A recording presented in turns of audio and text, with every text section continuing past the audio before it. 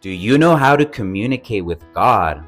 Now, most would say that they do through prayer, but is that truly speaking to God? Is one truly communicating with Him?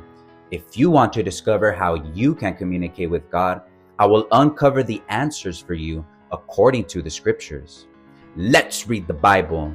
We turn to the book of Numbers, and starting in chapter 22, we are introduced to King Balak of Moab, who wants to curse the Israelites because he is terrified of them. For a little context, the Israelites, led by Moses, are conquering the promised land, and the territory of Moab is next on the agenda. So King Balak sends a message to a man named Balaam, who is from a place called Midian, and he has the power to both bless and curse people.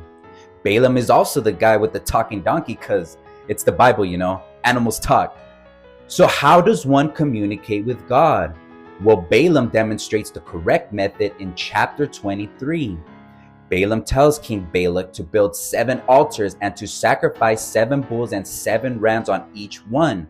This causes God to appear to Balaam, and they communicate. And God tells him to not curse Israel. Balaam does this twice, and he goes 2 for 2. God appears to him, and they communicate. On the 3rd time, it actually says that he did not use any magic to find out what the Lord wanted him to do, as he had the first 2 times. Now, in the Greek, the sentence is different, and it says, "Seeing that it is good for the Lord to bless Israel, he did not go according to the custom way to meet with the hoyonois."